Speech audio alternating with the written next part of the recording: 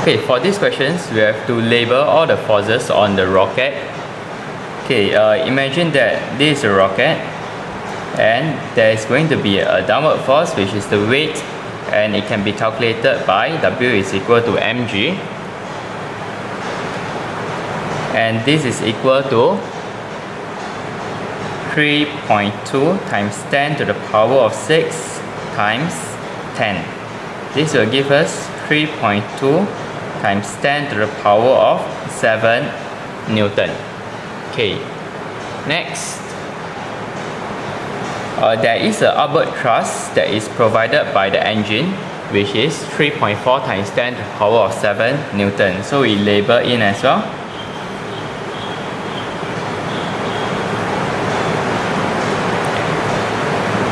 And the resultant force of the rocket, it can be found by taking 3.4 times 10 to the power of 7 minus of 3.2 times 10 to the power of 7. This will give us 0.2 times 10 to the power of 7 Newton, and it can also be expressed as 2 times 10 to the power of 6 Newton. Okay, since we have the resultant force, we can find the resultant acceleration. Using the formula, resultant force is equal to ma. Our acceleration is actually equal to the resultant force divided by the mass, which is 2 times 10 to the power of 6 divided by 3.2 times 10 to the power of 6. This one will give us 0.625, and if we were to round it off, it becomes 0.63 meter per second square, and that will give us the answer B. This is a question on principle of moment. As you can see, there is 3 units of weight on the left side, and it is 3 units of distance from the pivot. So with this, we can calculate the anti-clockwise moment, which is equal to the force multiplied by the distance, and the force in this case is represented by 3 units of weight multiplied by the distance, which is 1 unit, 2 unit, 3 units of length. So total we have 9 units of anti-clockwise moments. And on the right side, there's 2 units of weight, and this will contribute to a clockwise moment, which is equal to force times distance. Force is 2 units of weight multiplied by the distance, which is 1, 2, 3, 4 units of distance to the pivot. So total clockwise moments, it will be 8 units.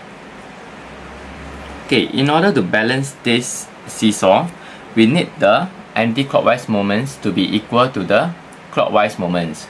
So now we can see that we are short of 1 unit of clockwise moment, and additional clockwise moment can only be achieved by placing a weight on the right side.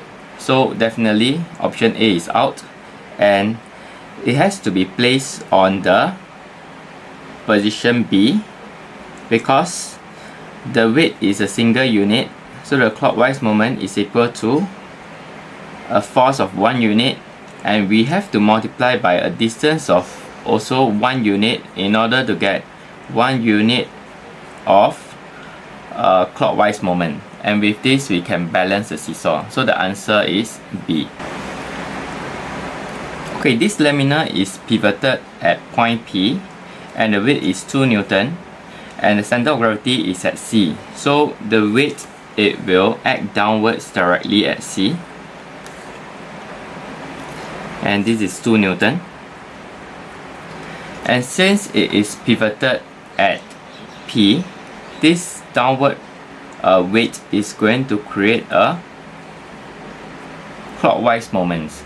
So to find the clockwise moment, we have to first find the perpendicular distance. So now we extend the weight to get the line of action of the force, and then from a pivot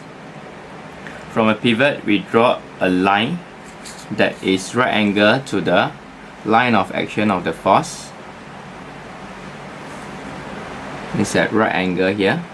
So we can see that the perpendicular distance is actually this distance, which is equivalent to QC.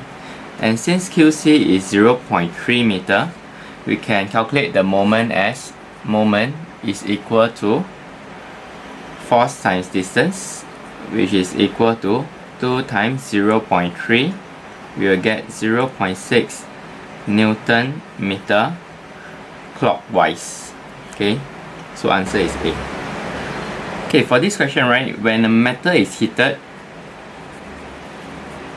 it will cause the volume to increase, and if the volume increases, the surface area will also increase. So option D and option C will be wrong.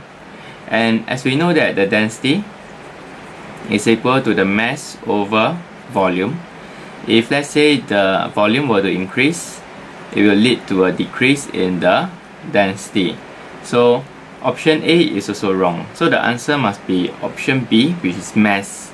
And the reason is because mass is the amount of matter or particles in a body. So even when the matter is heated, the amount of particles or matter remains the same. Okay, for this question, right, we need to find the volume of the metal block, which has a hole in the middle. So the volume can be found by this, which is the volume of the entire metal block, which is 5 times 4 times 10, minus of the volume of the hole, which is 3 times 2 times 10. That will give us 200 minus of 60, which is going to give us 140 cubic centimeter. And to find the mass, we just need to take the density multiplied by the volume, which is 10 times 140. This will give us 1400 grams. So the answer should be C.